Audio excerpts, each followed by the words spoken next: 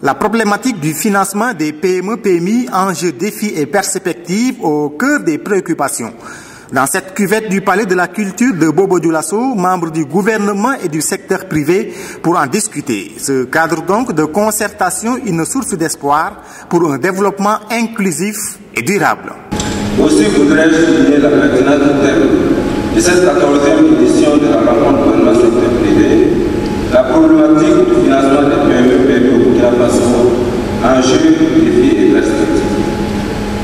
Mesdames et messieurs, le choix de ce thème nous commande de mener la réflexion en vue de dégager des orientations stratégiques consensuelles pour résoudre significativement le problème du financement des PME et PMI.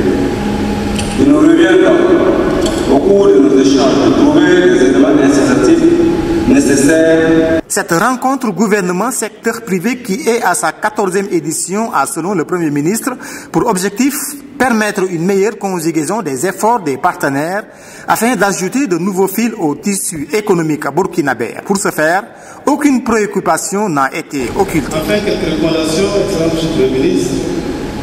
En matière fiscale et douanière, permettre la compensation des dettes d'impôt des sociétés.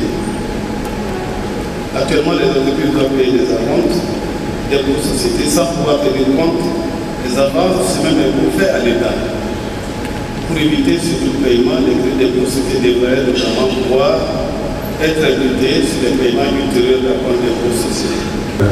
Nous suggérons que les pouvoirs publics puissent revisiter le régime d'imposition appliqué aux PME et surtout aux très jeunes PME. Pourquoi nous faisons cette recommandation?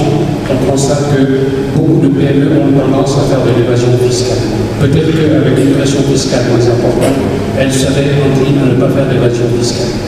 Des doléances qui ne semblent pas tomber dans l'oreille d'un sourd. Je puis vous rassurer que le gouvernement travaillera sans relâche à lever les principales barrières qui relèvent de sa compétence et à renforcer les acquis importants enregistrés en matière d'amélioration du climat des affaires pour soutenir la création et le développement des PME et PMI.